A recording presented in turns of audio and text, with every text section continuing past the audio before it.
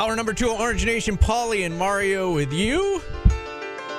Van Halen, our artist of the day, and we are now joined by the head coach of Syracuse basketball, brought to you by Oswego County Mutual. Coach, you've had some time to look at the tape and go over the North Carolina. Can we get one last thought on the North Carolina game from you? Yeah, we played very well. Really played well. When you really look at the tape, we did some incredible things. We've never out-rebounded North Carolina since I've been here. We did. We had too many turnovers, and some of them were unforced, which are not like us. That hurt.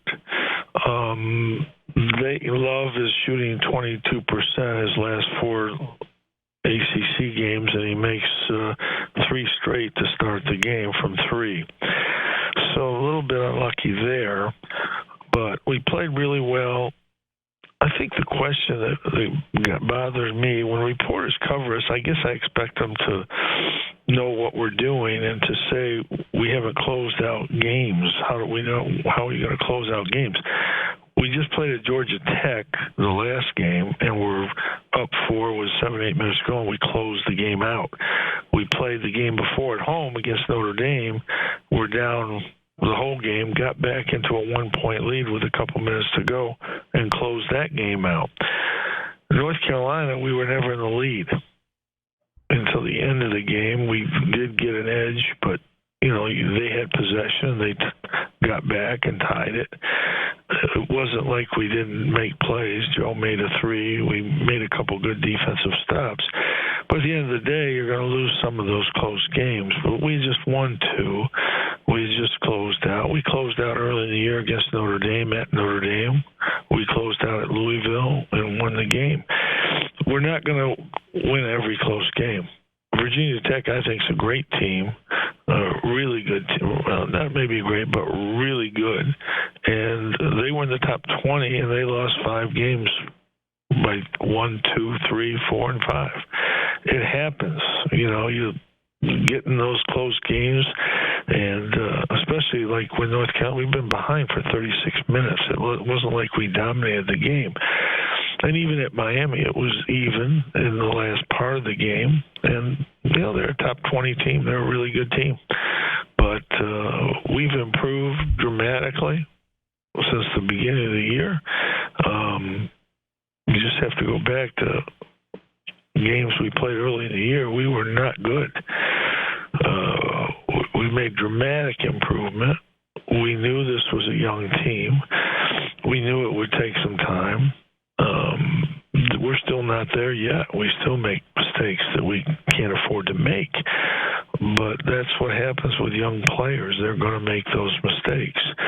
But the improvement of this team has been tremendous from the beginning of the year. We did not look good in the early going against Colgate or against Bryant or at Illinois. We were not good. And we've really improved since then.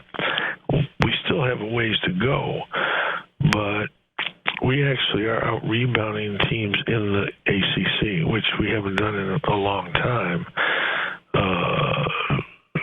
So, again, I think we're making improvement, but it's a tough league. Everybody's pretty good in this league.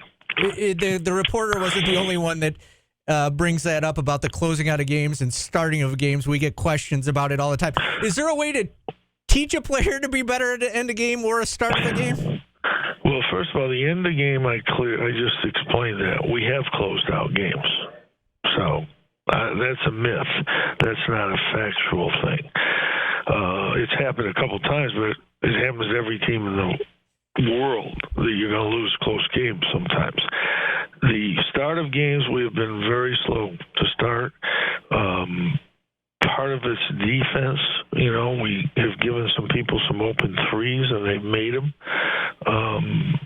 Part of it has been our offense maybe not quite get going, but there's, you just have to play better at the beginning. That's all it is. It's not, you have to look at every game. The North Carolina game, they made 4 threes from the perimeter.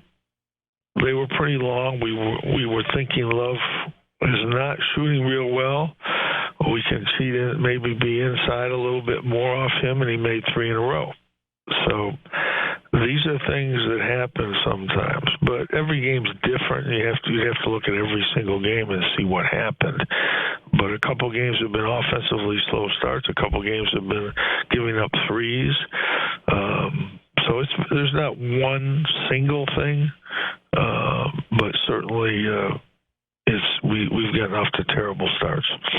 Coach, I understand it. It's a game-by-game basis when it comes down to crunch time in the final minute or the final play. And I asked you this after the game, and I probably worded it poorly, and I apologize for that. But in these closing minutes, you've drawn up plays for Joe. What needs to happen to get him the ball? And I understand North Carolina was completely different. They pressed Judah. He got the ball up the floor and made a play to get to the hoop. But how do you get the ball to a guy like Joe in that spot? Well, we do. We got it to him for the 3 to go ahead. But you're not always going to be able to get it to one guy. Leaky Black's the best defensive player in the league. So we were going to go to Joe on the last play, but the pressure and getting the ball, Judah got the ball in the open court and, had a chance to make a play. And, just didn't change direction and try to go through a guy instead of around a guy. But, there was no way to get Joe the ball in that transition period. Every situation is different. We try to get Joe the ball in certain situations. We try to get Jesse the ball in a couple situations this year. Judah got the ball at the end of the Notre Dame game out there and scored. Everything is different. But we did get Joe the ball down 1. He made a 3. So, but you're not always going to be able to get the ball to him or to Jesse. It just depends on the situation. Yeah, I gotcha. When it comes to, for you this year, what's been the most challenging thing for you day in and day out with this team? Well, they're young. They're learning. They're getting better, but they're young. We're still making mistakes, fundamental mistakes, little mistakes. But in every position we can get better. Jesse didn't finish very well. He got bumped a little bit and got down low. We had a chance to take the lead. He had a smaller player on him, and he didn't finish over him. But there's been a number of things that, I think we can do better.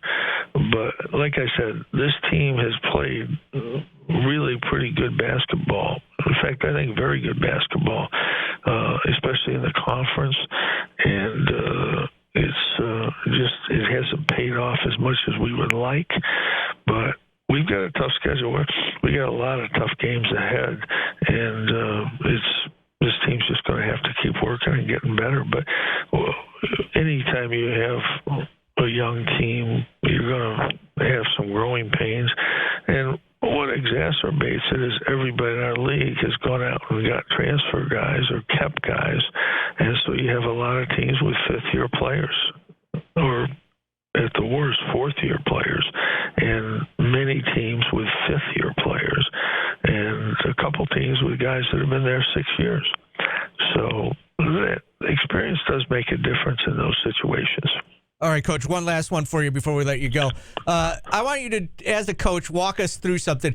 A play that's come up a lot from the last game in calls and stuff is, what is a player supposed to do when the ball is going out of bounds under your own basket in that situation where Joe had you tapped never it? save it there. He knows. Joe knows that. He tried to make a hustle play, and unfortunately it was the wrong play. I can't remember a time that we've done that in 47 years that I've been here. Saved the ball in our own basket and they scored.